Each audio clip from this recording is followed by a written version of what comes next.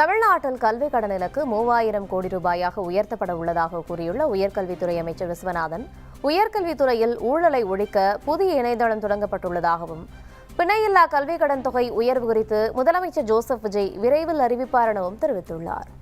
மாண்புமிகு தமிழக முதலமைச்சர் அவர்கள் கடந்த ஆண்டு 1,02,000 மாணவர்களுக்கு கிடைத்த கல்விக் கடன் 26-27 கல்வி ஆண்டில் 1,50,000 மாணவர்களுக்கு கல்விக் கடன் கிடைக்க வேண்டும் என்கிற ஒரு முடிவை எட்டியிருக்கிறார்கள்.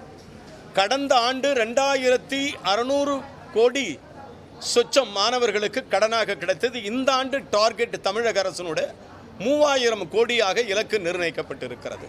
அறவே ஊழல் இந்த துறையிலே இருக்கக்கூடாது என்பதற்கான போர்ட்டல் ஒன்றை நான் அறிவிக்க இருக்கிறேன். விரைவில் இதற்கான ஒரு மின்னஞ்சல், இதற்கான ஒரு வெப்சைட், உயர்கல்வித்துறையில் யாரேனும் லஞ்சம் கேட்டாலோ, யாரேனும் லஞ்சம் வாங்கினாலோ உடனே அந்த தனிப்பட்ட கல்வித்துறை உயர்கல்வித்துறையினுடைய அமைச்சகத்தினுடைய போர்ட்டல் வெளியிடப்படும். அதில் பகிரங்கமாக உங்கள் கருத்துக்களை தெரிவிக்கலாம் என்கிற ஒரு நடைமுறையும் விரைவில் நாங்கள் பயன்படுத்தப்படும்.